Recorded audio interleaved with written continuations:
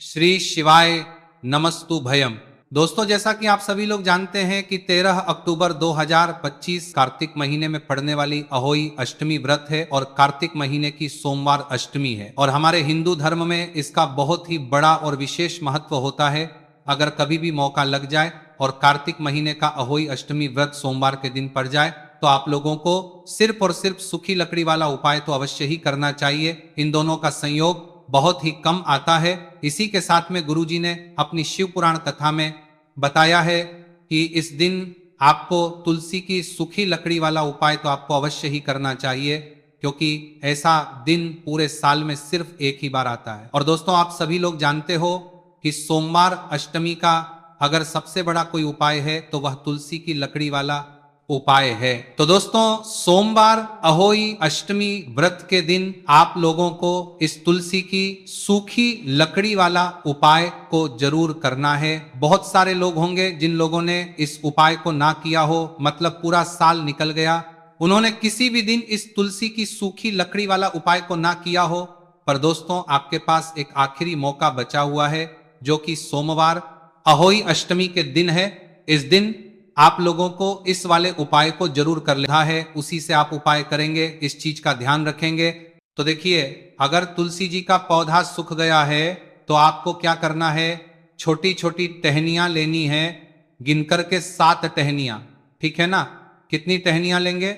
7 टहनियां लेंगे। थोड़ा सा मौली धागा आपको लेना है और 7 तुलसी की सूखी लकड़ी को एक के अपने अंदर एक यानी गट्ठा टाइप का बनाना है और उसको बांध देना है। ठीक है ना?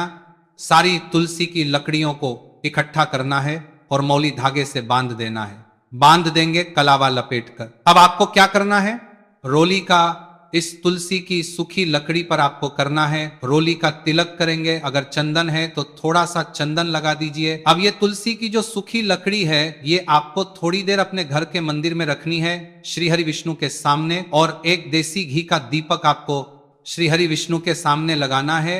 दीपक गोल बाती का लगाएंगे और उसमें एक चुटकी पिसी हुई हल्दी डाल देंगे। ठीक है ना? श्री हरि विष्णु को हल्दी बहुत प्रिय, दीपक लगा देंगे। थोड़ी देर बाद जो तुलसी की लकड़ियां हैं उनको ऐसे ही रखा रहने देंगे, तिलक कर देंगे।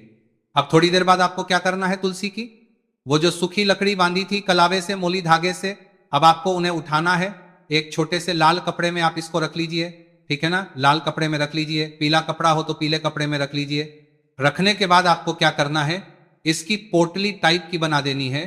धागे से लपेटकर मोली धागे से पोटली बना लीजिए, आराम से बंध जाती है।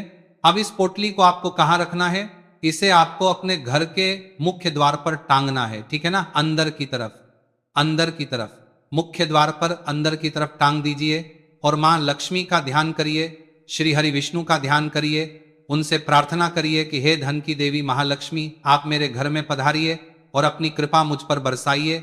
इस तरह से आपको प्रार्थना करनी है और मंत्रिक कृपा मुझ पर बरसाइए। बोलना है ओम नमो भगवते वासुदेवाय नमः 11 बार, ये मंत्र बोलना है। एक दीपक आपको जिस दिन भी उपाय कर रहे हैं अपने घर के मुख्य द्वार पर प्रज्वलित करना है। चौमुखी दीपक, 4 बाती का दीपक लगाएंगे और थोड़ी सी हल्दी उस दीपक में भी डाल देंगे। मुख्य दीपक बार आपको एक रंग बार आपको बार बढ़ना है। मितार द्वार पर दीपक बाहर की तरफ लगाना है, सीधे हाथ पर। ठीक है ना? ये उपाय वैशाख में आप करिए और देखिए कि कैसे आप महाकरोड़पति बनते हैं, कैसे आपके पास पैसा आता है और कैसे आपके पास पैसा रुकता है।